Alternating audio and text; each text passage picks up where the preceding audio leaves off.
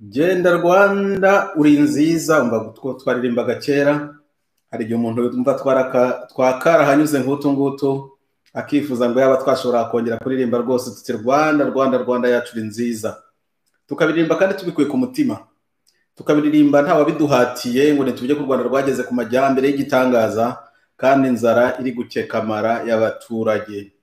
Genda Rwanda uri nziza, turakwifuza ko wagaruka ukaba nziza, ukaba Rwanda nziza itambutse kure ibyo twamenye mu gihe gishize no muri iki ngiki. Banyarwanda banyarwandakazi, nishimiye kugaruka kuganira namwe muri uyu mugoroba mu kiganiro cya porogaramu Ijisho rya Rubanda.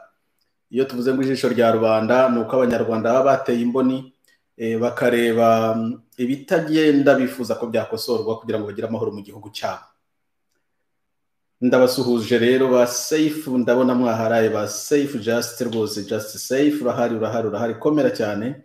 Josine Rukundo ndagusuhuza ukomere kimwe na Charlotte ndetse na Tarsisi, ndabona mwaharaye na Shanti na Fred na Nzabonimpa Veronique na Wana Hope ngo zagira amizero mu gihe kizaza. Wana Hope na Aline ndamubonye, na Fisa arahari, na Zimurinda, na Line ifundiguruka komera Line we, na Alindagije na Clo nakubonye nawe, na Esperance Burundiano. Wari waragiye Burundiano ko ndari ngwerutse rwose.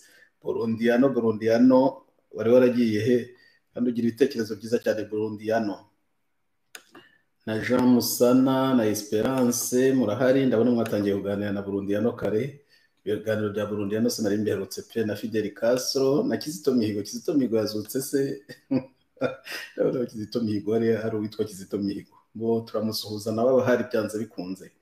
Na Mutabazi namubonye, na Yuzi namubonye, Urucira Mukaso nawe yaje, Angie ntiwabura, Prince urahari, na Maria Rosa, n'abandi baracyaza ba Jean Baptiste n'abaruzi bari kuza bari kwikonekta.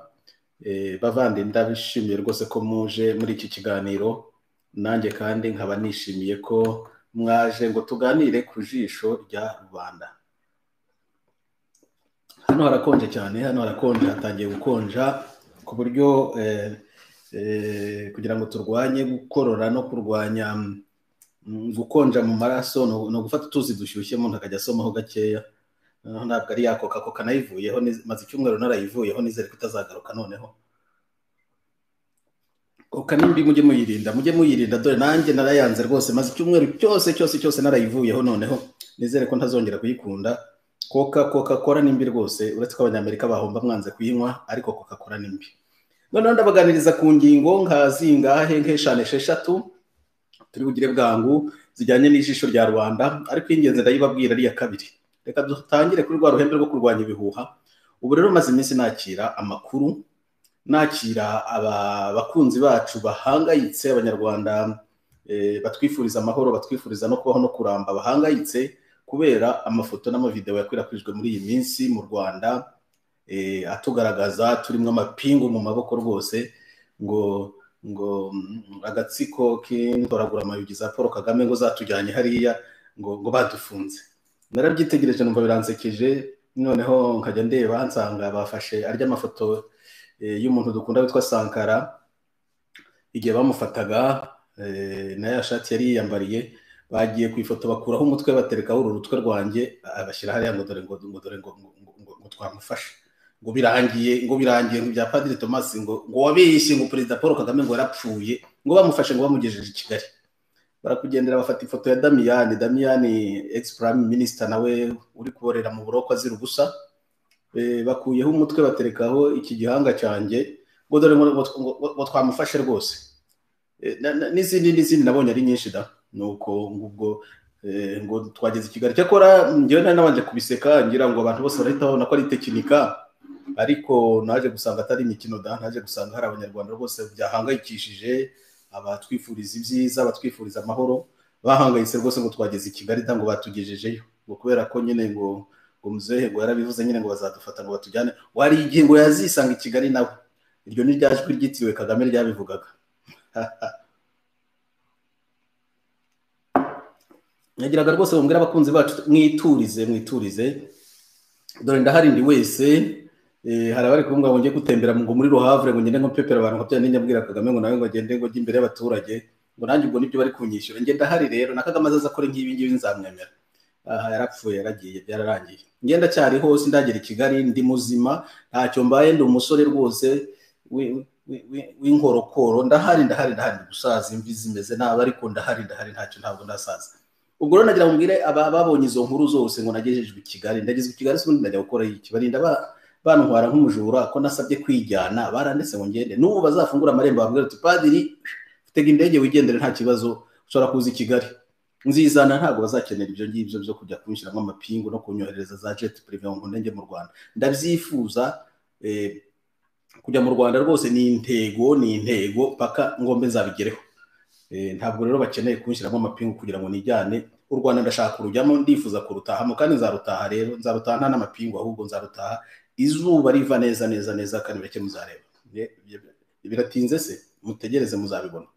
Abo ngabo batwifuza muri Rwanda bazatubona. Ibyo bimpuha n'amafoto y'amatekinikano ni babikureho. Cyakora mwiboneye ubwanyu nyine ko bashoboye gutekinika ngo umuntu bamufunze kandi ari aho ngaho. Niba ari byo banatwifuriza, cyakora ntabwo bimpangayikisha bira cyane, natwe ntituba twaboroheye.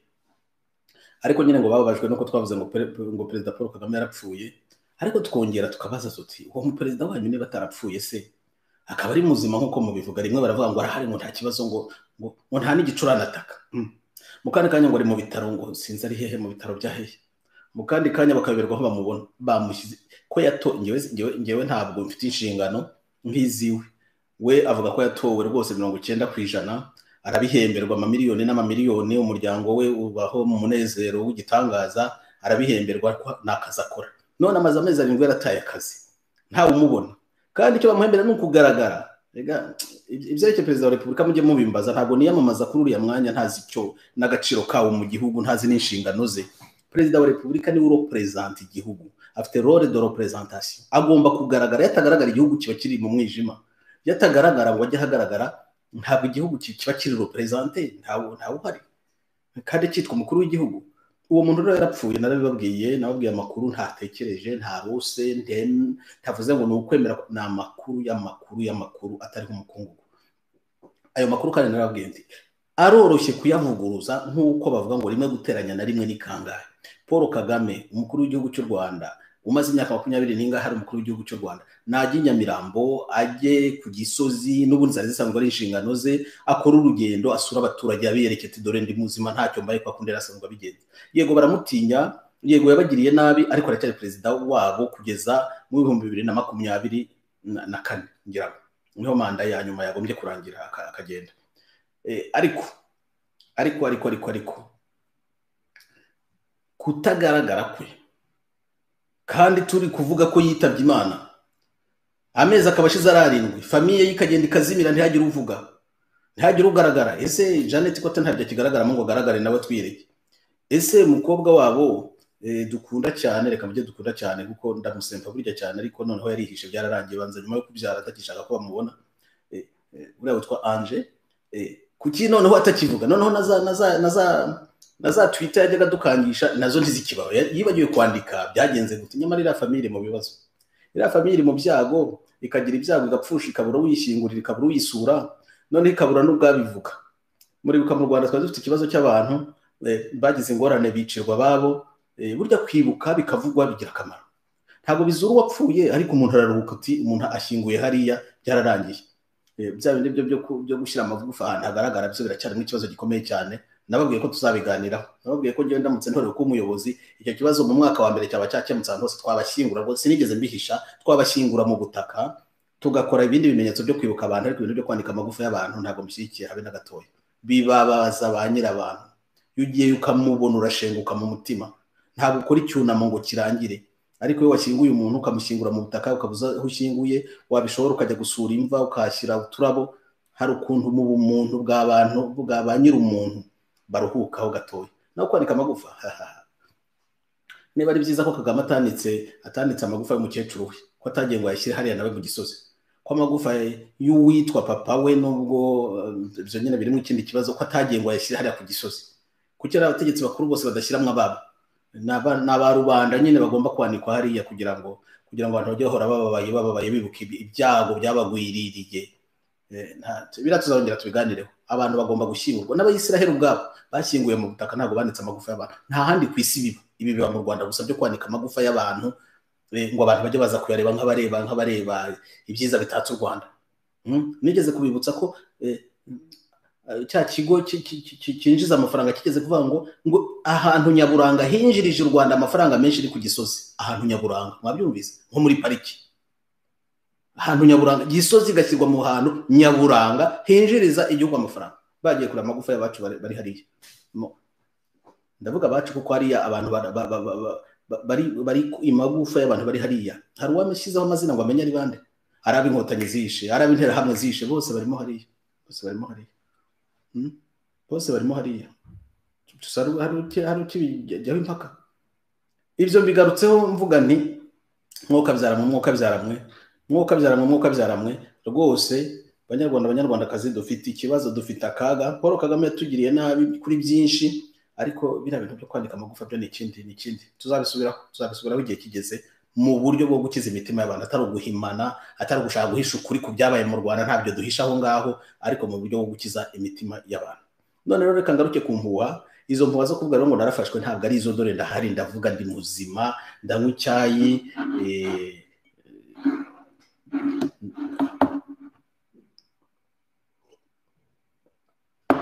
Kagame nawe azabigenze nkanjye ubwo yazutse, ariko nagira ngo mbabwire ngo nimwirirwe mushidikanya.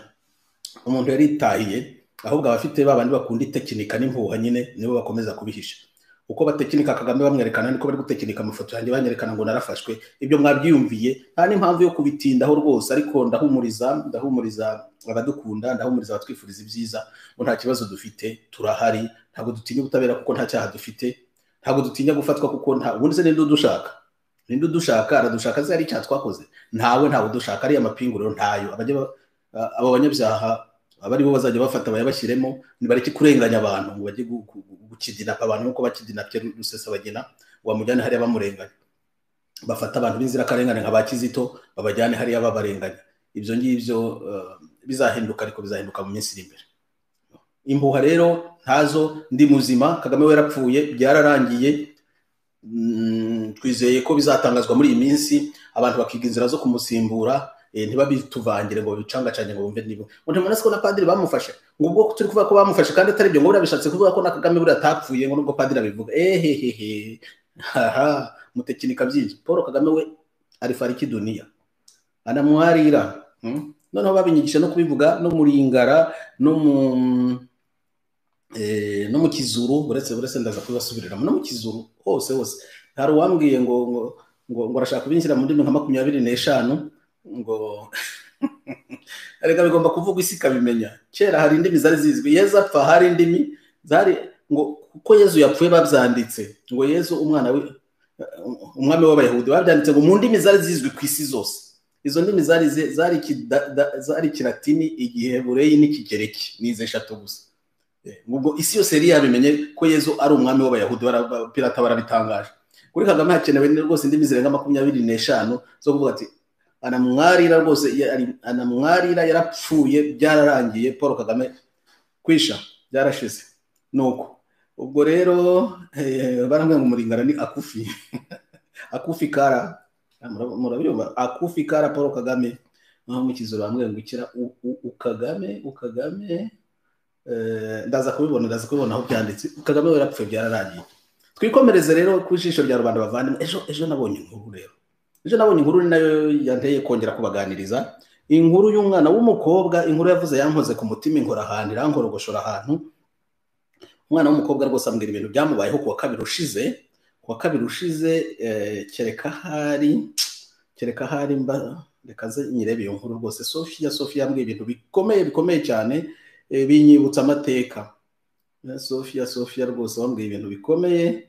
Reka nze ndebe inkuru wanyandikiye, hanyuma nyoherereze, nyibwire abanyarwanda batwumva muri kano kanya. Iyo nkuru yabereye ahantu hitwa Inyabugogo muri gare. Sofia niho yarari, hari kuwa kabiri hagana saa 11 z'umugoroba, saa 11:45. Sofia rero wabonye iki? Sofia wabonye iki? Reka mbabwire icyo Sofia yambwiye. Nyabugogo niho wari ugeze Sofia. Dore Sofia ndatinya no kuvuga izina ryavuga ati izina ryanjye uzanarivuge, ngiye nitwa Sofia, nta mpamvu yo kurihisha. Sofia rero arambwira ati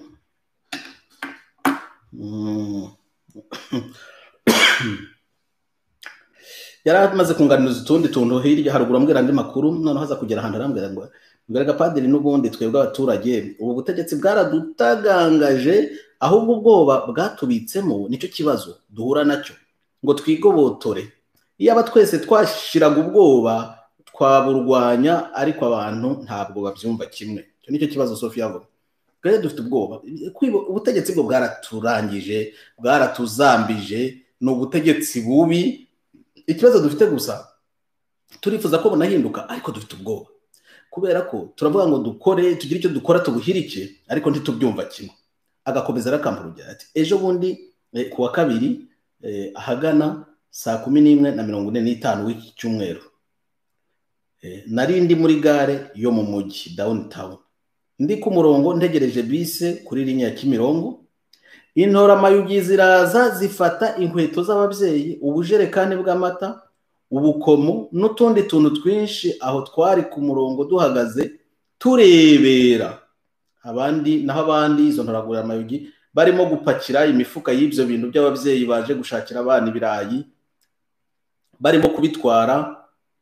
Umwe muri ba nyirabyo yararize, no kuvuga umwe muri abo babyeyi yararize cyane, numva impuhwe ziranyishe.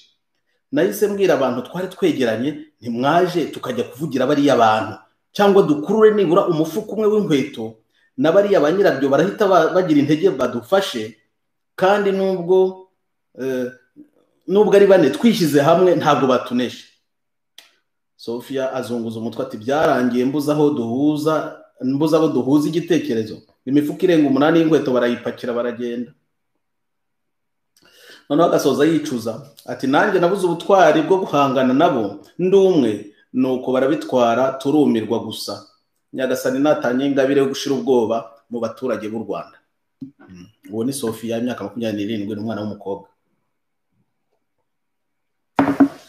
Umva rero impamvu inkuru ya Sofia yakoze ku mutima cyane. Ibi ngibi byigeze kumbaho kandi bazanarigeze kubibabwira. Hari nko muri 1995, ndi kuko nari nigaga mu Nyakibanda, ndi kuva Icyangugu muri bisi. Noneho ndakugenda twitsa ahantu hirya hitwa ngo Kira. Harya habaga barabukera niba ari abarabu. Utuvuye ku Gikongoro tutaragera Butare. Hafi ya Zakira mu Ruza, hari Zakira mu Ruza banza ariko hitwa. Bisi yacu barayihagarika, dusanga nyine bari gukontorora nuko tuvamo bari ibyangombwa. Noneho mbona rero umudamu wari wicaye hafi yanjye ariko atari na kure, abonye bari mu muhanda yatangiye gutura, turanyoberwa ikibazo ahuye nacyo, ariko twari tutaramenyera neza inzego z'umutekano, bari bakica n'abantu, bakinarenganya abantu benshi, ngira ngo hari n'ibyo. Bamusohoye nabo nkajyamo nari gupfunda abantu tuwamfashije, naho n'udutenge nka tune yari yaguze atujyanye i Kigali kuducuruza, kugira nyine ngo arebe ko yabona utujanga two kugaburira abana. Nuko bamusohoye we ibitenge bye barabibona nyine bya bitenge afite agiye gucuruza, barabimwambura, bamaze kubimwambura baterera nkariya barangije nawe bamubuza kongera gusubira muri bisi ngo agende anasigara aho ngaho. Nkajya numva ikintu kiri kunzamuka mu kintu kivuga ati uyu mudamu se uriya mubyeyi w'umukene turamusiga hano, nitumusiga hano se dore itike ryarishyira yo kugera i Kigali bararimutesheje ritaye agaciro, agatengera agiye gucuruza barakamwambuye, ubu se bari kumuhora iki? Uyu nawe ni intera hamwe se? Uyu si icyaha yakoze niki? Abana be se haruza kubagaburira? Kajya numva biranzamukamo nkumva natera hejuru neza neza neza nk'ibi Sophie ari kumva. Umva hari muri 1995, ubu turi mu bihumbi binga, ubu turi mu bihumbi 2020, ubwo hashize imyaka ingahe? 25 sindavyibagira, ntabwo ndavyibagira. Numvise mbaye ikibwa, numva kumva nta kintu nakoze ngo ndabahansinde cyangwa se nibura mvumbura abantu bari muri bisi ni muze dufatanye turengere uyu mubyeyi ari kurengana tureba, byarananiye. N'ubu ntabwo biramba mu mutima, ntabwo biramba. Nakomeje kuvuga ati buriya mubyeyi biragenda gute, baramuhombeje, sarahikura hariya, ese ubundi yarahikuye, nta makuru ye nigeze kumenya. Dore umwana w'umukobwa imyaka 25 nyuma yaho arabona abantu bari kurengana, n'ababyeyi yababonye bari gucuruza udukweto, bari gucuruza amata, bari gucuruza udukomo kugira ngo barebe ko nitwo bari kuzunguza muri gare, bagenda abana bakabona icyo kurya. Noneho we ibyo byose yandushije ubutwari kuko yarabajije abo bari kumwe muri iyo tagisi, mwaretse tukajya kuvuganira bariya. Iyo ntambwe we yarayiteye arabareba abona nibyo abandi nyine babitswe mu bwoba. Ubwo buri wese yenda, ndatekereza ko buri wese yari kwibaza ngo twakora iki, ariko bwa bwoba nyine bukabuza abantu kugira icyo bakora. Sophie akavuga ati batubitse mu bwoba bukomeye cyane, nicyo gituma tutibohora. Nanjye mpamvu ngarutse kuri iki kiganiro rero, revolution tuvuga, niba ubutegetsi abaturage nka kuri Sophie bivuga baranje kubona ku burenganya abaturage, kandi nibyo rwose barabikora. Hari n'izindi ngero tuzakubona mu kanya, barabikora, bararenganya abantu bose, barabambura ibyabo. Abo babyeyi baje kuzunguza utwo tuntu, batwaye iki gihugu, batwaye iki Paul Kagame, yigurishije utwo tuntu twakitahira. Hari indege ye bamutwaye uwo mubyeyi tw'abana be, kandi nabari abene gihugu barya utwo yahashye katwavuye mu cyuya, bibatwaye iki? Kuki bagomba kumutesa bakamutwara icyo gishoro? Niba ari umuntu waramugurije igishoro ubwo byarangiriye aho ngaho. Aba batwandikira bati nyoherereza amayero 50 nicururiza utuntu, nyoherereza 100, warimuha ukumva ngo babitwaye batyo. Niba mushaka revolution bavandimwe, mukomereze hariya Sophie yarageze, nawe ndatekereza ko nyuma. Buriya rero ikintu nabuze ubu bwanagize ari nabwo bwaje gufata Sophie, nibura bwo kuvuga ko we wenyine warangije kwimvira mwibyo ntacyo wakora uri umwe, niho hari ikosa mu byukuri. Sophie nizere kunyumva ikosa nibeshyeho, nawe wibeshyeje wowe no gutekereza ngo ndi umwe uri kubyumva mbyemera, numva biri kumbira mu mutima, bura ntacyo nakora sinabanesha. Wabanesha nanjye nicyo nayo wicyo gihe, ubu naje kukimenya nshaje. Buriya yo haguruka ugatera hejuru, ugakubita kamo hejuru, cyangwa se ukaba wibitseho ya sifure yawe, ya firimbi yawe ukayikubita, birumvikana ko ari risk ubufashe, n'ubuzima bwawe bushize mu kaga. Ariko abari deni nuko babayeho, niko tugomba gupfa nyine, nta kundi, nta nikemeza ko wapfa. Yo sifure yawe uyifite ukayikubita ukayivuza, wenda wari kubona n'abandi bazicumuye aho hirya. Yo usimbuka muri iyo tagisi ukagenda ugasumira uwo mufuka, uvuga uti nimureka aba bantu. Harimo benshi bari hafi aho yawe bumva ibintu nkawe bari guhita bahaguruka, cyangwa se bumva ibintu nkanjye icyo gihe nari ndi muri iyo bizi bari guhita bahaguruka. Nubwo tuvuga ngo abantu bafite ubwoba, hari n'igihe twibeshya. Ikibura ni imbarutso rero ni umuntu umwe. Revolution biriya umbwira Sophie uti yaba abantu bose twashyiraga hamwe tugahagurukira rimwe, ntibizigera bibaho. Mu by'ukuri bizabaho, ariko bitangira bitangizwa n'umuntu uyu umwe gusa ushobora kuba ngewe cyangwa wowe, umwe gusa, umwe niwe ubitangiza. Ejo bundi muri Sudani umuntu witwa Bashir yari umuntu ukomeye, amaze imyaka 30 n'ingahe ku butegetsi. Bashatse kumukura ku butegetsi, bateza intambara, igihugu gicikamo kabiri, kiva mu bihugu bibiri, ntibamushobora. Ejo bundi umwana w'umukobwa nkawe muto gato kuri wowe yaragiye afata umugati, bagete y'umugati, ajya mu kibuga. Umugati bari bawuzamuye cyane, mbese abaturage bagomba kwitwa n'inzara, ashyira hejuru umugati ati ibi bintu turabyanze, ntabwo tugomba kwitwa n'inzara kubera uriya mutindi w'umuperezida. Agiye kubona abona 5 baraje, abona 50 baraje, abona 500 baraje, bakoze imyigaragambyo ibyumweru bingahe bihava. Uzaho Bashiri ari Sophie ubu ngubu arirahe hano mu Burayi, baramufashe baramujyana, yarafashwe. Revolution uko yatangiye. Sophie revolution ushobora kuyitangiza ubutaha n'ibyongera kuba Sophie cyangwa abandi batekereza nkaho, ntuzanirwe wibaza ngo se ngo abandi ngo barabyumva nkanjye ngo cyangwa bafite ubwoba ngo uzasimbukane ufate uwo mufuka maze urebe ikiba. Niba kwicira aho ngaho, uretse ko nanjye mbyifuza, ni nayo mpamvu nshaka kuza mu Rwanda, nje nabikora rwose, ndabizi neza ko nabikora. Ariko revolution ni ikisaba gusa, nta kindi. Isaba amaraso, y'ibitambo yabemeye kuba ibitambo, ariko hari n'igihe nta nicyo waba, kuko akarengane bose baba bakareba n'amaso yabo. Abo bantu 4-5 bari gupakira ibintu by'abantu muri gare, abantu babafashe bakabacakira bishobora no gutangira aho ngaho, ntagire abantu bazongera kwamburwa ibintu muri iyo gare n'ahandi bikagenda bikura. Nuko revolution zitangira. Sofia we, Rwanda nziza iyi turirimba ntabwo tuzayigeraho tudakoze dutyo. Ibanga rya revolution iryo ngiryo abantu babyibeshyaho, bakagira ngo revolution iza kubera ko abantu ibihumbi bingahe bateranye ngo bagakora revolution. Abantu ibihumbi bajya guterana biturutse ku muntu umwe. Muri 59 bamwe ntibahakunda kubera ko abantu bavuga iby'amoko bati wenda abahutu barivumbuye bivumbura ku batutsi. Abantu bakubitwaga ibiboko 8 buri munsi bari benshi cyane. Nyamara uwitwa Mbonye umutwa wo musaza witwa yakubiswe urushyi rumwe gusa, abantu baravuga ati ibintu ntibishoboka. Rumwe urushyi, abantu bati ntibishoboka ibingibi, barahaguruka atakarengane turakarambiwe. Ntiwatangara rero ubu ako gatsiko kigize igitangaza gahiritswe n'udukweto cyangwa agakarito k'amata bambuye umuntu muri gare, kandi babamburaga buri munsi, bakubitaga abagore bazunguza agata, barayogoje ibintu. Umunsi umwe haboneka Sofia usimbukira kuri abo bantu, abantu bose bakavuga bati reka muze muturase, ariko aka kanyaro gahagarara. Ngiyo revolution ya rubanda. Ikiganiro turimo n'ijisho rya rubanda. Ndabasaba abanyarwandakazi mugire ijisho rireba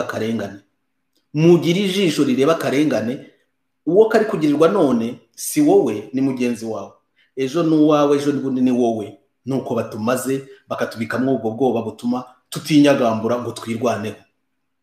Sofia rero ndagushimiye ko wampaye amakuru yabaye kuwa 2 muri gare ya Nyabugogo saa 11 z'umugoroba n'iminota 45, ukaba n'ubu ngubu ukicuza. Niyo mpamvu washatse kubinganiriza, ukabukicuza kumva ntacyo wakoze. Humura akarengane, gira ijisho rya rubanda gusa, karahari hose. Ariko umunsi uzongera kubona ikintu nkakiri uzabasimbukiraho maze urebe, uzacunga abantu nibishobora ubabwire iriya jambo uti mwaretse tukarengera bari abantu bange, ubabwire uti ngendagiye, unasimbukire kuri abo bantu basimbuke, ntacyo bazadutwara. Kizeta tuzakomeza dukorera u Rwanda, ntacyo bazadutwara, kandi uzabubohoye abantu wenda uzabafungura amaso. Nuko revolution zitangira. Ushaka kumva uko revolution zitegurwa zikanakorwa, nuko nta kundi. Sofia, ibyo bitekerezo wiyumvamo ntugire ngo bifite wenyine, ni benshi babifite koko, bagatsikamirwa n'ubwoba bwo kudatangira, bakavuga ati hagize ubikora nanjye namufasha. Harabura abatangira, nicyo kibuze, harabura abatangira. Ababivuga bakabisobanura, dore turahari turabisobanura, kandi nabyo ni ngombwa, ariko harabura abatangira igikorwa. Ni nk'icyo cyo kuvuga ngo dore iriya ntoragura amayugi nk'uko wazise, ntabwo ari intore ziriya, ni ntoragura amayugi. Nta ntore mbonyemo ziriya ntoragura amayugi, ntabwo ziri butagangaza uriya mukecuru. Ni muze tumurwaneho, wenda dukubitwe dutsindwe, ariko twirwanyeho. Ubutaha niyo ntoragura amayugi izabanza itekereze 7 mbere yo gukora igikorwa. Hari intambwe izaba yatewe, sinkubeshye. Urakoze Sofia. Rero u Rwanda twifuza, u Rwanda rwiza ruhumeka ituze n'amahoro, ni urwo ngurwo nyine twageraho ari uko tubashije kwirwanaho. Sofia, Imana ikumpera umugisha, Imana igukomeze, ariko ubutaha nubabona wabona ari wowe wa mukobwa wo muri Sudani wenda washyize umugati hejuru, nawe ukavuga uti akarengane turakanze. Uko nakumvise uri muri dero ukomeye, amaherezo tuzahura. Imana iguhe umugisha, ukomere cyane.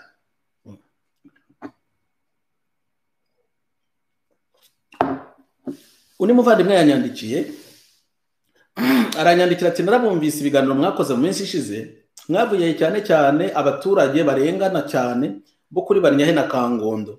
Atariko se kuki mwibagirwa nabo ku giti cy'inyoni, n'abikiruhura, n'abanyabugogo, nabo basenyewe bakirukanwa mu byabo kandi nta ngurane bahawe. Nibyo koko hari henshi abantu bagiye basenyerwa, hari ahantu henshi bagiye bahatirwa kwisenyera. Turibuka n'abo bandi banyamirambo bo hafi y'isoko babwiye ngo nibisenyera amazu. Ntabwo tubavugira bose icyarimwe. Icyo dukundira abaturage ba Banyahe na Kangondo nuko nyine bameze nka Sofia. Harimo abumvise neza ko karengane ntawe uzabarenganura, badateye hejuru ngo bivugire. Nibo twumvise mu menshi ishize. Akaba ari nayo mpamvu ari abantu b'intwari baryo babigira bati ngewe amaraso yanjye bazamenere mu kibanza cyanjye, ntawe nakibye, nta cyaha ndimo, bazaze bahansinde. Ariko icyo ashaka si ukwicwa, icyo ashaka ni ukuvuga ku mugaragaro, ni ukubura amaso nicyo baturushije, akavuga akarengane ke. Niyo mpamvu Kangondo na Banyahe ari abantu b'intwari cyane. N'ahandi niko bikwiye kugenda. nabo ku giti cy'inyoni n'ibisuganye, n'ab'ikiruhura n'ibisuganye, n'abanyabugogo n'ibisuganye, nabo batere hejuru bivugire, nibamara kuvuga n'abaturage twese tuzabumva. Niko bimeze ubu, ni ibihe bigeze. Revolution si amagambo, impinduramitegekere si amagambo, impinduramitegekere ijyanwa nuko hagira abantu nyine bahaguruka bakabikora. Mboneyeho akanya ko kwibutsa, kuko twarabivuze koko abo Barnyahe na Kangondo mu minsi ishize, kuko babashije kuvuga ikibazo cyabo kikumvikana, ko hari abantu rwose dore imvura igiye kugwa, biyemeje kujya muri ariya matongo, baranyagirwa, abana bakagombye gutangira ishuri nubwo bataratubwira igihe rizatangirira mu buryo bugaragara, bazakenera udukayi, ntacyo ababyeyi bakigira, uwakodesha akazi warakamwambuye.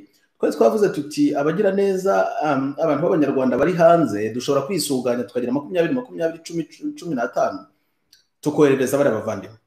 Noneho hari harabuze inzira, ariko nabonye umuvandimwe witwa Sylvie Mukankiko yakoze, afite agakipe bari gukorana, noneho bakora inzira yitwa GoFund.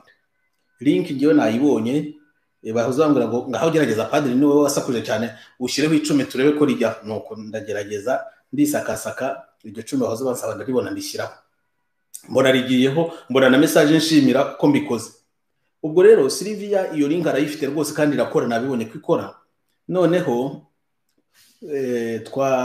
twagerageza bwangu muri iki cyumweru kije, no mu ntangiriro y'ukwezi gutaha, yenda abantu bagashyira hamwe 10, 20 uko umuntu ashoboye na menshi ntiyakwanga kujyaho. Noneho bari abavandimwe tukagira akantu tubohereza kagaragara, wenda bakabagurira icyo kiro cy'umuceri niyo cyaba cy'umunsi umugoroba umwe, ariko hari igikorwa kigaragara twakoze. Ibi turabikora, si twe twagombye kubikora, ni leta yagombye kubikora. Ni leta yagombye gufasha abaturage bayo, nta bantu bagombye kwicirwa n'inzira mu gihugu bameze nk'abadeplace de guerre mu gihugu kitarimo intambara. Aka ni akaga u Rwanda rwagushije, ariko turabikora kuko nta leta ihari.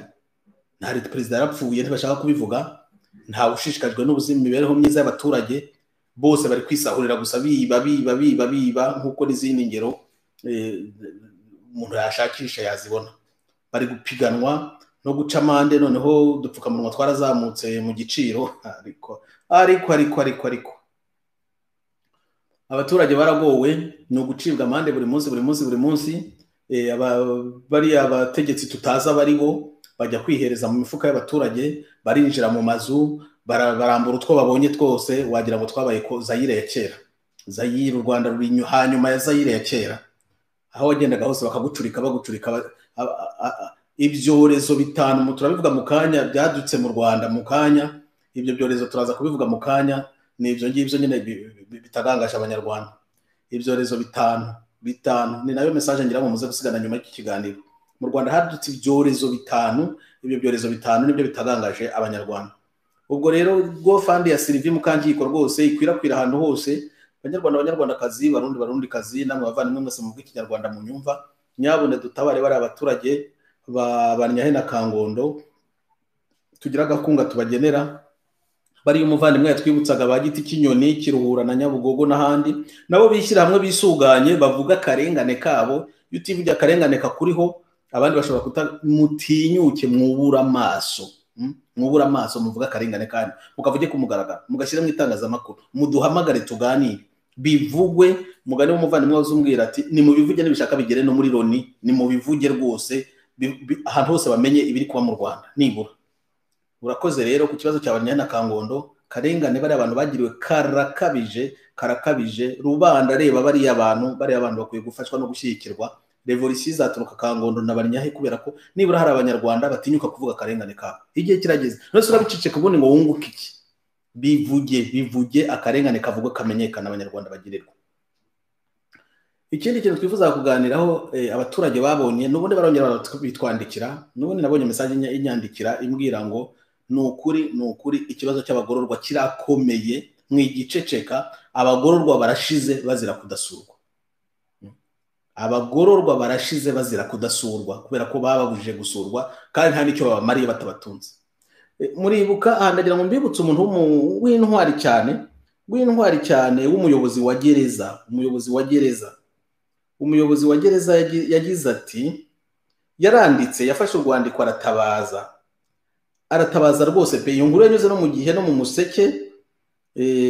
Uwo muyobozi w'intwari abantu bagombye kumenya yitwa CSP Iyaburanga Innocent, Innocent bivuga umuntu udafite icyaha. Iyaburanga Innocent amaze iminsi mu maboko y'urwego rw'igihugu rw'ubugenzacyaha rwitwa RIB afunze kuko yantinyutse kwandika ibaruwa itabariza abagororwa. Yayoboraga prison ya Gicumbi. Uyu nguyu niwe waburuje Musenyeri Nzakamwita amubwira ati abantu barampfanye, abantu baranshiranye, cyane cyane abarwayi, abanyantege n'abasaza bo bimeze nabi rwose, ntacyo bakirya, bwakimeze nabi hano, bwaki yaratongoye, ni mutabara aba bantu batampfana batanshirana. Yanditse urwandiko rero gusaba inkunga y'abanyantege nke. Wumve umuntu w'umutagatifu ndakora gusaba inkunga y'abanyantege nke. Yari yandikiye umuyobozi, ibarwa mfite hano niyo yandikiye, nako singewe uyifite niyo yanyuze nibura hariya mu Museke, niyo yari yandikiye umuyobozi wa ADPR y'Ibyumba. Yandikiye Gicumbi kuwa 19 z'ukwa gatandatu, undayibona kuri 20 z'ukwa gatandatu uyu mwaka. Impamvu gusaba inkunga y'abanyantege nke. Bwana muyobozi, mbandikiye ibaruwa ngira ngo mbasabe ko mwadutera inkunga inyongerafunguro y'abagororwa b'abanyantege nke n'abandi bagize ikibazo cyo kubyimba amaguru kubera imirire mibi. Ibi bikaba byarakomotse ku ngaruka z'icyorezo cya COVID-19 kuko abagororwa n'imfungwa badasurwa. Iyo ni po ya mbere. Yandika po ya kabiri. Bwana muyobozi, muramutse mutuboneye sosoma, indagara n'isukari twabasha kuzahura abo banyantege nke. Icya gatatu, mugira amahoro. Arasinya Innocent Iyaburanga CSP umuyobozi wa gereza ya Gicumbi. Nabyumvise umushumba mwiza? Nabyumvise. Uyu mugabo n'umutagatifu. Ashinzwe gereza ntabwo ari wowe bafunze, ntabwo nubwo ari ushinzwe kumenya ibyo bafungiye, ariko nibura imibereho yabo arayireba. Arabona ko ari ababyimbye amaguru, arabona ko hari abanyantege nke bakeneye gutabarwa abavandimwe. Uzi icyo bwa butegetsi bw'intoragura bamayugi bwamukoreye? Ubu bwaramufunze kubera ibyo ngibyo.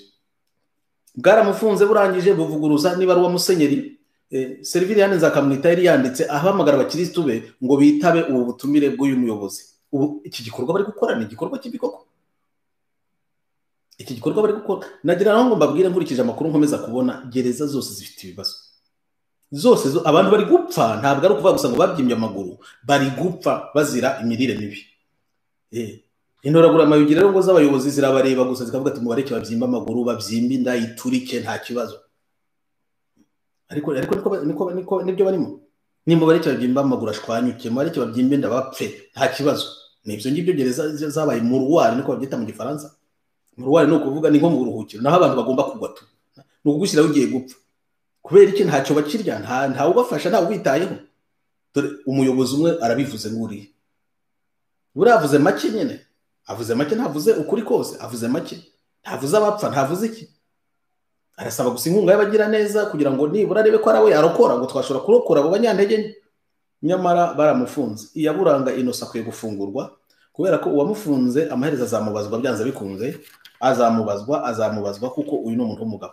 Uyu ni umuntu ukwiye kuzamuka mu ntera, ahubwo agashingwa amagereza mu rwego rw'igihugu, kuko nibura we yashishikariza abashinzwe amagereza kumenya abo bashinzwe.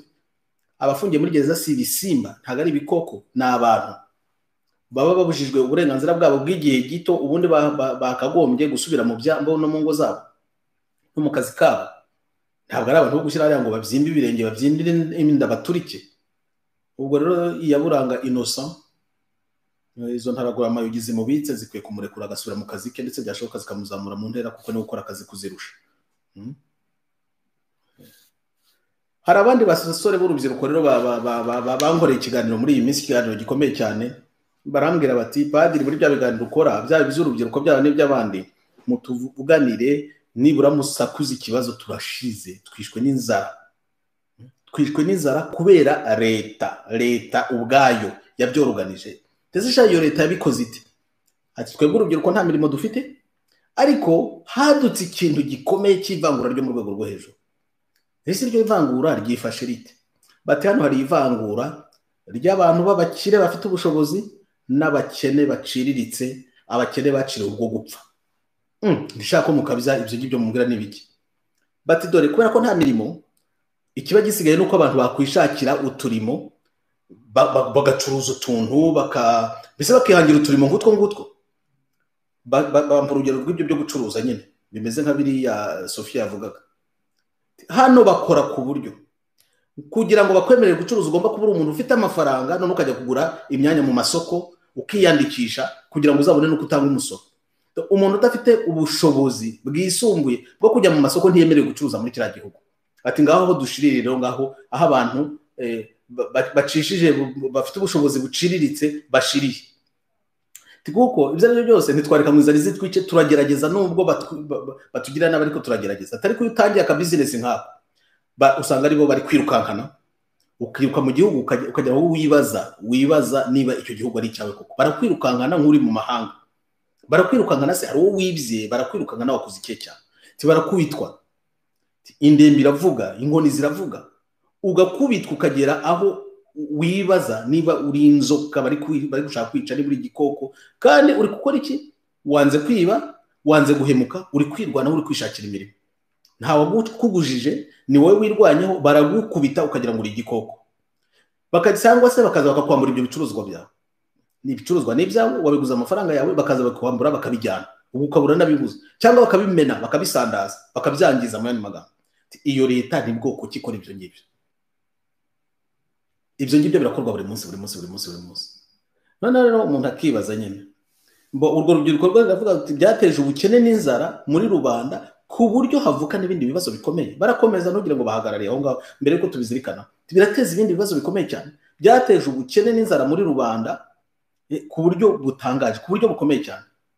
Urubyiruko rwabuze icyo rukora, abakobwa bakajya mu busambanyi, iyo bagize amahirwe bakabona n'ubasambanya kugira ngo barebe ko babona utwo tuvuta bakeneye, barebe ko ari akantu babona. Ati ntabwo bihagararira abakobwa rero bagiye mu busambanyi, bibyara ikindi kibazo gikomeye cyane. Ati ubu hari ikibazo cyavutse cy'abana batwara inda batagejeje ku myaka. Leta ikadukira ababyeyi ikabikoma ngo ababyeyi ntibita ku bana, ngo bataye inshingano z'ababyeyi. Bati leta ntiyemera ko ariyo nyirabayazana yateje ubukene n'inzara mu miryango iciriritse. Ati icyo kibazo kiraduhangayikishije cyane ku buryo bukomeye. Leta rwose yarabipanze kugira ngo ikeneshe abantu, ibicisha inzara, yarangiza ibyo bibazo bindi bigenda bishamikiraho nyine ikabyigurutsa ngo ntabwo ariyo bireba. Aha nyine niho abantu bagomba kwibaza, niba urubyiruko rutakarushya n'abaturage bataka batya, iyo leta se murumva ari leta mwebwe nyine? Uretse ko na perezida yipfiriye bakabihisha, iyo leta mwebwe murumva ari leta? Iyo mwamaze kumenya ko atari leta, iyo twamaze kumenya ko atari leta, ni ukwiga inzira zo kuyitumura ikagenda ikavaho. Ari naho urwo rubyiruko rwambwira ati hari ibyorezo 5 byateye padiri hano muri iki gihugu, ibyo byorezo nibyo bigiye gutuma. Ese ibyo byorezo shaho ni bihe? Nari niteze ko bagiye kumbwira ko ari indwara nyine zindi zateye. Barambwira bati icyo cyorezo cyitwa polisi, cyitwa daso, cyitwa inkeragutabara, cyitwa Rwanda Revenue, kikitwa na guma mu rugo. Ngibyo ibyo leta ikoresha kugira ngo idutindahaze iturangize. Polisi aho yaturindiye umutekano, hari igice cy'abapolisi rwose cyahindutse abajura, gishinzwe kuza kutwambura ibyacu, kudutera ubwoba, gukora amanyanga yose kugira ngo gikeneshe abantu. Ati cyitwa daso n'inkeragutabara bo n'urundi rwego. Abo nibo batunihagura, nibo batwirukankaho, nibo batubuza uburyo, nibo batumenera ibintu, nibo badusahura ibyabo, nibo badukubita bakatumena imsiko. Abo bantu twibaza niba ari abanyarwanda cyangwa niba ari abacanshuro b'abanyamahanga. Ibyo ni ibyorezo rwose bidukomereye. Iyo ugize aka business gatoya uzamuka, dasi kugwa nako Rwanda Revenue kugwa hejuru, ikaguca imisoro n'udusoro n'ibitarabayeho. Bariya bo baguca amande, iriya yo ngo ikuzanira imisoro, bagatangira kugusoresha n'ibitarabayeho. Ongeraho guma mu rugo baratubuza gukora, nyamara bakadusoresha mu gihe tutakoraga. Abo bantu baba muri iki gihugu, ntibaba muri iki gihugu, bakorera abanyarwanda, bakorera ndiko tubona busara abajura kabuhari. Ngibyo ibibazo urubyiruko ruriho rwibaza. Bati ibi byorezo, icyorezo cyitwa polisi, icyorezo cyitwa daso, icyorezo cyitwa inkeragutabara, Rwanda Revenue na guma mu rugo, ibi bintu turabikizwa n'ikimwuka byara. Ahangaha rero ubwo barambwira batubivuge, ubwo ngewe ndabivuze nyine nose nakora iki kindi uretse kubabwira rubyiruko nti ibyo byose mureba mukabyita ibibazo bikomeye. Ibi ngiye abantu bashobora kubikemura mu minsi 8 gusa, icyumweru kimwe ibi byose bikabirarangiye. Abo ngabo baza kubakubita mukiruka, abo ngabo baza kubambura ibyanyu, abo ngabo mubashinganye ijosi iminsi 8 gusa, babareba bakabayoberwa. kandi nabo ni abanyarwanda nuko ari abacanshuro nyine nkuko mubivuga mubashinganye ijosi gusa la désobéissance civile la no coopération mukavuga mutabana n'icyo bashaka nta nubwo ngakurya Sofia bivuga ntabwo bisaba ko abanyarwanda bose miliyoni 12 n'impinja n'abataravuka bahaguruka kugira ngo bakore revolution ngiyo ngiye bisaba urubyiruko nkuko mumeze yo muri 8 mukaba 20 mushatse mwaheraho muri muti mukiyorganiza muti daso naza polisi naza ingera gutabara nizije kutumenera ibintu duhagarare tumushinganije simaze turebe ko bigenze mukabikora none mukabikoresha bundi ntabwo yazagaruka nkabyari mba mukamufata namwe mukamujigura nikoze ariko se bazajya bakubita muri bisimba bo inkono wayibacishaho uwo mupolisi iyo nkone awukubise uyimucishijeho wowe ntabwo yamunyuraho ntabwo yakumva kwiryana uwo daso wigize igikenya mumurambitse hasi muri abasore mukavuga ati ntuzongere kutunyara hejuru muratekereza ko yagaruka mwebwe iyo ngera gutabara yigize kagarara ihembwa yo mwatanze n'ubundi muyifashe mukayirambika hasi mumwice muramenye mukabira amaraso y'abanyarwanda mukeka ko yazagaruka uwigize agateba yorivu kandi by'indangare komini irabitwara niko kera bajyaga batubwira imigani ntabwo ndi kubaca imigani inyobewe uko ikibazo kimeze kirakomeye cyane ko kirakomeye simbi iyobewe ariko igihe kirageze kukize mugomba kwigira agatebo nyine igihe kirageze upfa kutabikora uri wenyine gusaba gutsinda aho ngaho mugure amafirimbi yanyu muyagire yonyine muhera aho ngaho daso naza muri 10 muri 20 mukubita amasifura yanyu gusa wenda baze babafunye ko mwavugije amafirimbi mutangire mutyo maze murebe mutangire mutyo ifirimbi yonyine muyivugirize izo ntoragura amayugi zije kubabuza uburenganzira bwanyu maze mureke ibintu bidahinduka mubigerageze ariko ndi kubabwira mbizi ifirimbi yahiritse ubutegetsi muri Ethiopia muzajye mu mateka yabo murebe bira byose babikora kubera ko babirukaho mukiruka muhindukiye mukabureba uwo wabiruka ngaho nawe yahagarara gatoya akabanza kibaza ibyarimo mubashinganye ijosi gatoya gusa ntabyo muzi ni mubigerageze murebe mwitegereza ngo abanyarwanda ngo guhera mu ruhengeri ngo kugera icyango ni butanyuze ikibungo ngo tugomba guhagurukira rimwe kugira ngo ibintu binduke mu Rwanda reka da hera mu mudugudu urimo wowe mudugudu w'iwanyu niba muri urubyiruko babarenganya mu mudugudu w'iwanyu mwisuganyiriza aho ngaho muhangane na mudugudu na mutekano na zira daso na zande zizana mu mudugudu niba muri mu kagari kiwanyu revolution mwe yishira Kigali ni muhere mu kagari kiwanyu ubu ngubu ni nayo gahunda mu byukuri mupange revolution mutarenza akagari wenda mwegezeyo gatoya mugere mu murenge ariko nimwigumira mu kagari niko muzi mupange revolution muvuga reka dutekereza akagari kacu abantu bareke kutunyaraho mu kagari kiwacu buri kagari kirwanaho maze murebe ukuntu ibintu bizagenda ntabwo bisaba ibifaru ntabwo bisaba padiri ko ajya muri Roningo ajye kuvuga ngo bamutekano na bamudugudu na bamutwara sibo bamaza abantu reka niyo wazana ingabo za Loni ntacyo zakemura kuri ibyo bibazo birakemurwa namwe ubwanyu aho ngaho mu mudugudu mwisibo mu mudugudu mu kagari no mu murenge nta handi Kagame mwihorere yaripfiriye bazamushingurira igihe bashakiye ibyo birabareba mwebwe ni mwirebere ibi byorezo muri kuvuga iyo polisi basanga iwanyu iyo dasi basanga iwanyu izo yongera gutabara basanga iwanyu iyo Rwanda Revenue basanga iwanyu ikuba ibiciro bitabaho kugira ngo igufungishe business bitangiriye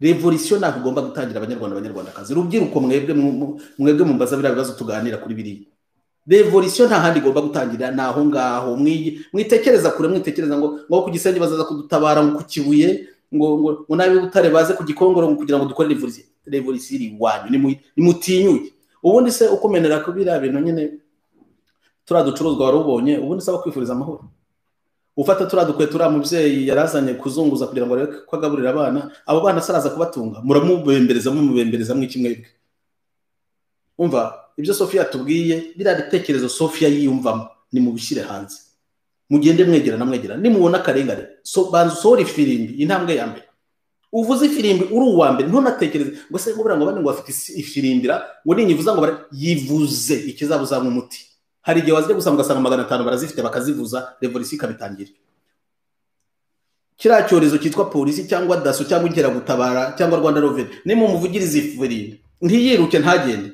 nawe azaba ari igikoko nk'abandi ariko ntibishoboka ziruka azabuzwa se n'ikikwiruka muzimuvugirize mushikana nta kundi byagenda Banyarwandakazi dushakira umuti kure umuti murawifitiye mu biganza byanyu rega le peuple ubutegetsi bwose buri mu biganza bya rubanda iyo ni ingingo ya mbere ko yitegeko nshinga ry'u Rwanda ubutegetsi bwose buturuka kuri rubanda n'ubwa rubanda bwo ngubwo. Kabiri, ubutegetsi ni ubwanyu, nabo bariya ni abacanshuro. Iyo muhari ububasha rero mukabuharira abacanshuro nyine bakora nk'abacanshuro. Yewe Rwanda nziza twaririmbaga rwose, nta kundi yaza tutayirwaniriye. Reka ndebe icyo muri kumbwira muri comments, ndebe ibitekerezo bitancaho. Muravuga iki bavandimwe, muri gutanga ibitekerezo ki? Niba hari abatanze ibitekerezo, Tarisisi ati inshuti z'akadasohoka twahageze, murakoze. Perezida woye, uwo ni Moyize, komeza utsinde ukuri kuganze. Urakoze cyane Moyize we. Arine nawe uti Kizito Mihigo sinigeze mubona, numvaga indirimbo ze ari uwunga abanyarwanda, nyuma yo kwitahira kwe hashize ukwezi narose inzozi mubona ku mupaka w'u Rwanda, hari uruzi ategera urubyiruko ubwato buja Rwanda, ategera urubyiruko ubwato buja Rwanda. Yamaye gwara rutega amato, yumva ko Kizito ari kubategera amato mu mujye mu Rwanda. Ndumva aricyo Arina yashatse kuvuga. Urakoze Arina. Kizito Mihigo n'urugero rw'urubyiruko, nyabone mumurebereho. Ntago ari umuntu utagira icyo akora, ntago ari umuntu ureka bakamwica gusa. Yakoze ubutumwa bwe araburangiza. Bamubujije kubukomeza ariko yari yabukoze, kandi icyo agomba kuvuga yari yakivuze. Ubu ngubu arabashyigikiye rwose muri revolution ya Kizito Mihigo nyine niko tuyita. No kuvuga revolution, ntabwo tubabwira ngo mwirwaneho ari kugira ngo mubibe urwango, ntabwo tubabwira ngo birabyorezo mu bihagarike ari ukubera ko mitewe n'umutima wo gushaka kwanga abandi mubavangura. Uya no kugira ngo tugire u Rwanda rwubahiriza uburenganzira bw'ikiremwamuntu, u Rwanda rukunda abandi, rukunda n'abanyantege. Bira Sofia avuga ngo numvaga nasimbuka, ntago ari uri kwirwanaho, nta n'icyo ari gusaba we, ariko no kubona abanyantege nge bari kurengana. Urwo ni rwo Rwanda ruzima, urwo ni rwo Rwanda rwa Kizito Mihigo, nirwo yifuzaga, nirwo yashakaga. Douglas uti mukomere cyane mwese bavandimwe, mbakundira rwose umurava mufite, byerekana ishyaka ryo gukunda igihugu cyacu, ureke bariya batubeshye, bariya zirantoragura amabigizi twese ngo ziragikunda bwahe bukajya. Mwirinde gutuka padiri, mugire ikinyabupfura n'uburere. Uwo ni Prince uba bababwiye. Prince jya ubigisha bariya nta kinyabupfura bagira nibyo. Jya ubafundisha Prince, bumve ibyo gutukana, barabura kuzana ibitekerezo bagatukana, ariko ibitutsi ntacyo bidutwara. Bariya nibo baba bagaragaje ko badafite uburere buhagije gusa, nta kibazo. Mukomere bavandimwe mwaharaye. Ni sawa we Esperance wabivugaga. Burundiano watuka padiri yabatazi ibyo avuga, oya niho Burundiano sinari ngwerutse n'ubundi. Yego, aho bukera Kizito Mihigo araba umutagatifu cyangwa Ange Gardien hatarashira n'umwaka atashye. Ibi nibyo niba mara kuvuga ko Kagame yashyinguwe, uzareba na Rome izahita itangira ibikorwa rwose byo kumushyira mu rwego rw'abatagatifu. Naho kuba Ange Gardien arabikora singubeshye Esperance, araturinda, araturengera. Ujya kuryama ashyiramo akaririmbo ka Kizito Mihigo mbere yo gusinzira, umusaba uti Kizito nanjye unsure cyangwa umurikire iyi ndirimbo yawe. Aho bavuga indirimbo ze, aho bifuza ko abamurikira, arakumurikira kandi azana kuba hafi. Ange Gardien nicyo bivuga, akaba kuri hafi cyane cyane muri iyi revolution twenda gutangira, cyangwa se mushobora gutangiza igihe icyo ari cyo cyose. Kizito Mihigo hafi yanyu arahari. Ibitekerezo mwabitanze rero. Abapadiri mu bavuganire, bamenyereye nabi, benshi bari muri gereza. Abapadiri bari muri gereza, RIB yatangaje ko igiye gufata ibyemezo byo gufunga insengero za Katolike mwakabyaramo. Ugiye kuzifunga? Abapadiri twizere ko nabo zatinyuka n'abepiskopi bakivugira. Ariko hari abapadiri nyine bafunze barengana, hari abateterejwe ibyaha bakoze bitagaragara, ariko kenshi bakunze no kuvugira abantu. Umuntu yakoze icyaha ajya kibazwa, yaba padiri yaba musenyeri, ntawe uri hejuru y'amategeko, ariko kubaziza ko bari kuvugira rubanda, icyo ni ikindi. Kuziza padiri nk'umuhanuzi ko ari kuvugira abaturage, ari kuvuga inyungu rusange, ubimuziza we niwe uri mu cyaha. Ibyo nabyo ni imwe mu mpamvu za revolution. Nubwo dukwiye gukoresha uwo ni sereyuzo cyangwa use, nubwo dukwiye gukoresha ubwenge mu guharanira ibyiza, harimo no kwirinda abakristo twemera ko Imana ari idufiteho ijambo rya nyuma, nta cyakubaho itabyemeye. Dukomereze hamwe turwanye akarengane. Umva, urakoze cyane muvandimwe Sere. Guharanira akarengane, guharanira ubutabera, kurwanya akarengane ni inshingano y'uwemera Imana wese. Reka mbareke muri uyu mugoroba, muri iki kiganiro ijisho rya rubanda, twifuza twese kumera nka gutera intambwe uriya mwana witwa Sofia ashaka gutera. Ni ukuvuga, niwumva mu mutima wawe ubonye akarengane ukumva hari icyo ushaka gukora, witinya ngo ntegereje ko abandi babikora. Gikore. Ariko ifirimbi yawe nyabone nicyo gikorwa cya mbere muri iki gihe, kugira ngo utagenda wenyine, utishora wenyine, wenda ntibigire icyo bigeraho. Ariko witinya, niba wumva bikurimo, yenda n'abandi muri kumwe bibarimo, tangira. Umunsi umwe uzatangira n'abandi bagukurikire, ubundi akarengane kabe karatangiye. Ikiza cy'urugamba rwo kurwanya akarengane, iyo byatangiye ntibihagarara. Bijyana no gutsinda udutego duto.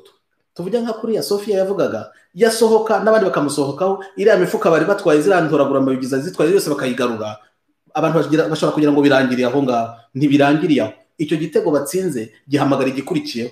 Ni ukuvuga ko ari Sofia n'abandi bamaze gutsinda ako gatego, n'ahandi hose n'akarengane kisumbuyeho barakataka kandi bakagatsinda. Nuko bigenda. Ikigora ni ugutangira, naho gukomeza birikora. Banyarwandakazi cyane rubyiruko, ntimutume babanyara hejuru. Biriya byorezo 5 byavuzwe, bibanyara hejuru, bibarenganya. Nashaka be polisi, nashaka be daso, nashaka be ingeragutabara, nashaka be Rwanda Revenue, igihe cyose ari gukora ibintu byo kurenganya abaturage, mu mucyamure, mumubwire ko atari inshingano ze. Ntabwo ari cyo yatorewe, si cyahemberwa. Azabyumva, natabyumva ibyo biramureba. Azabyumva amatwi ye yahiye nk'ayihene. Murakoze cyane rero. Genda Rwanda, uri nziza rwose. Rwanda twifuza kubaka, yaba yabaga nziza nk'uko umuhanzi yayiririmbaga rwose, ngo ihumeka amahoro.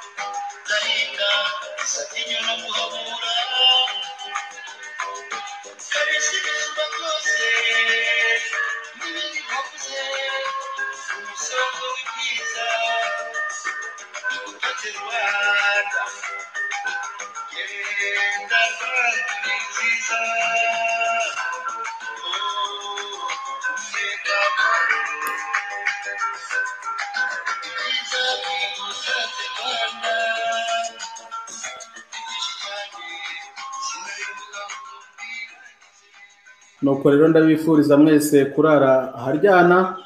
Imana ibarinde, Imana ibahe umugisha, ibatere n'ubwo butwari bwo guharanira kurwanya akarengane no kwimika ubutabera n'amahoro mu gihugu. Murakoze cyane.